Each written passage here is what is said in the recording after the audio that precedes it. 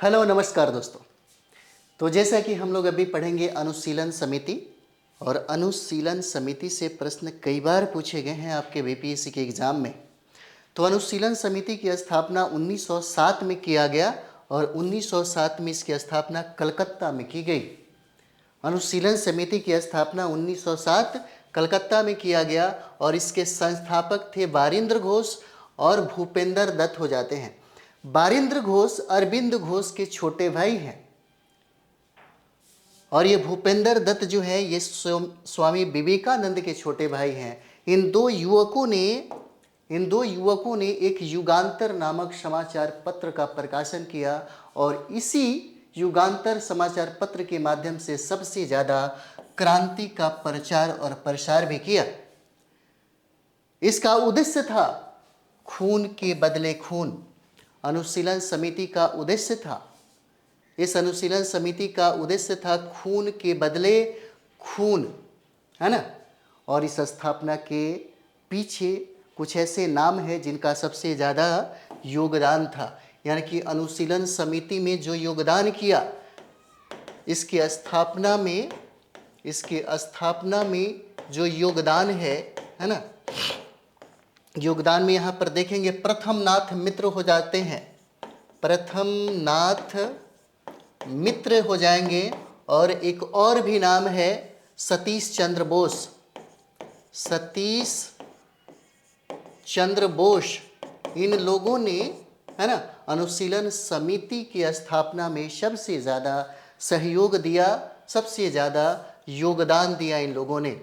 हालांकि अगर देखा जाए तो अनुशीलन समिति का जो पहले नाम था, पूर्व नाम था, इसका प्रारंभिक नाम या प्रारंभ में जो नाम दिया गया, अनुशीलन समिति का प्रारंभ में नाम भारत अनुशीलन समिति था। भारत अनुशीलन समिति, प्रारंभ में इसका नाम भारत, है ना, भारत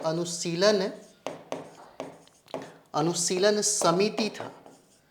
बाद में इसका नाम बदल करके अनुशीलन समिति कर दिया गया, बाद में इसका नाम बदल करके अनुशीलन समिति कर दिया गया।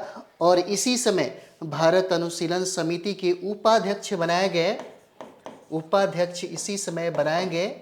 एक का नाम है सीआर दास, है ना, एक का नाम है सीआर दास और दूसरे का नाम है अरविंद घोष, दूसरे का नाम है अरविंद घोष हो जाते हैं।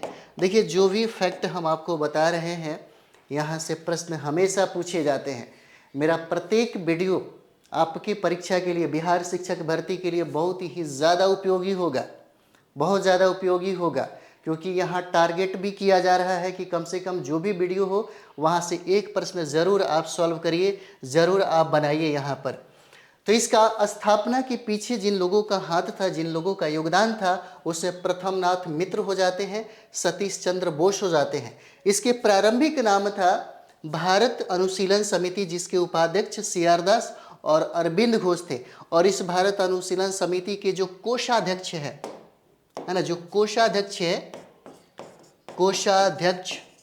कोषाध्यक्ष का नाम है सुरेंद्र नाथ ठाकुर, है ना, सुरेंद्र नाथ ठाकुर नाम है, ठाकुर नाम है। एक और नाम इंपॉर्टेंट है, कार्यकारी की एकमात्र शिष्या थी जिसका नाम है सिस्टर निवेदिता। इस कार्यकारिणी के, है ना, इस कार्यकारिणी के एकमात्र शिष्या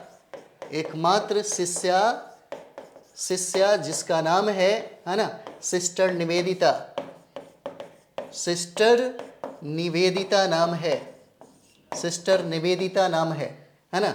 और एक चीज़ और भी देखिएगा, 1906 में पहला सम्मेलन हुआ था, 1906 में, है ना, अनुशीलन समिति का पहला सम्मेलन हुआ। पूछा जा सकता है कि पहला सम्मेलन कहाँ पे हुआ, तो पहला सम्मेलन कलकत्ता में होता है। और कलकत्ता में, है ना, सुबोध मलिक के घर पर यह सम्मेलन किया जाता है। उनका नाम है सुबोध मलिक। सुबोध मलिक के घर पर पहला सम्मेलन होता है और यह पहला सम्मेलन 1906 में होता है। कहाँ पर? कलकत्ता में इसका सम्मेलन किया जाता है सुबोध मलिक के घर पे। एक चीज़ और भी समझिएगा ढाका अनुशीलन समिति की स्थापना 1904 में किया जाता है। ढाका अनुशीलन समिति बहुत इंपॉर्टेंट है। ढाका अनुशीलन समिति की स्थापना किया जाता है ना, और इसकी स्थापना 1904 में की जाती है। 1904 में इसकी स्थापना होती है। हालांकि अगर देखा जाए तो इसका मुख्य कार्यालय होता है कलकत्ता। ढाका अनुशीलन समिति का स्थापना 1904 में किया जाता है और इसका मुख्य कार्यालय है ना, मुख्य कार्यालय इसका कलकत्ता है। लेकिन दूसरा कार्यालय खोला जाता है ढाका में।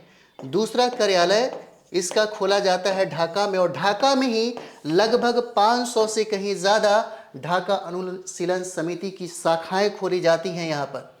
यहाँ पर शाखाएं खोली जाती हैं, और जिसका स्थापना किया था, यानी कि ढाका अनुशीलन समिति की स्थापना पी मित्रा, है ना, इसकी स्थापना पूछा जाता है, इंपॉर्टेंट है, इसकी स्थापना पी मित्रा और पुलिन दास के द्वारा किया गया। पुलिन बिहारी दास के द्वारा, है ना, पुलिन बिहारी दास के द्वारा इसकी स्थापना की गई, जो इंपॉर्टेंट है आपकी एग्जाम के लिए।